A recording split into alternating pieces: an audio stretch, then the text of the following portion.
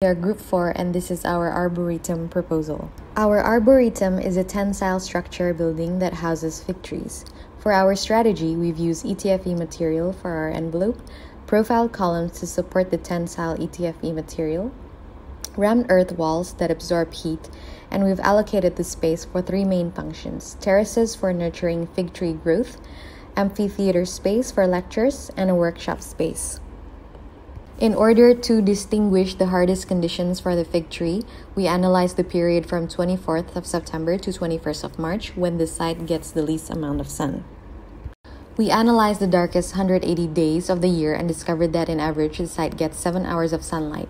We looked at the average because we decided to store additional energy and distribute it during the darkest days. We also analyzed the amount of solar energy the site is receiving, and we concluded that it gets around 202 kilowatt hours per square meter. In one day, on average, the site gets 1.12 kilowatt hours, which means that in the period of 24 hours on the square meter, the amount of energy gathered would be 26.88 kilowatts. We divided the space in half. 50% of the space is allocated for fig trees and the rest for workshops, public piazza, offices, and an auditorium. The allocation of the terraces for the fig trees come from the strongest point of the sunlight received during the day. For acoustics, we are using ETFE membranes, which is a sound insulating material. We've designed a tensile structure using stretch fabric as the envelope. We developed a series of iterations. Our first iteration didn't consider how the water would stay on the skin, creating additional loads, so we changed the curvature. We were aiming for a double curved surface in order to get more load-resisting structure where the forces act in opposite direction to the load. Internal forces are seen on the envelope, which is in tension as it is being pulled, and the rammed earth walls are in compression. For our thermal ventilation strategy, we've used rammed earth walls referencing vernacular technology to absorb and emit heat, which warms up the air. We've also used a passive ventilation system and dehumidifiers to dry out the air.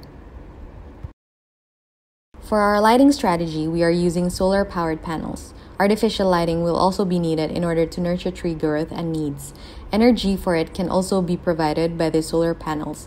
Active heating is used when temperatures are low, utilizing solar energy stored in batteries.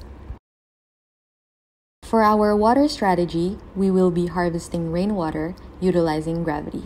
We've created a reservoir surrounding the arboretum, which is where the rainwater will be collected, in a sloping water basin. The rainwater will then be stored in a water tank and goes through a water treatment system using UV filtration and additional nutrients for irrigation. The purified water is then pumped upwards through the pipes to irrigate the soil for tree growth as well as for toilet and faucet water. Organic matter is added to the soil to improve drainage and add nutrients.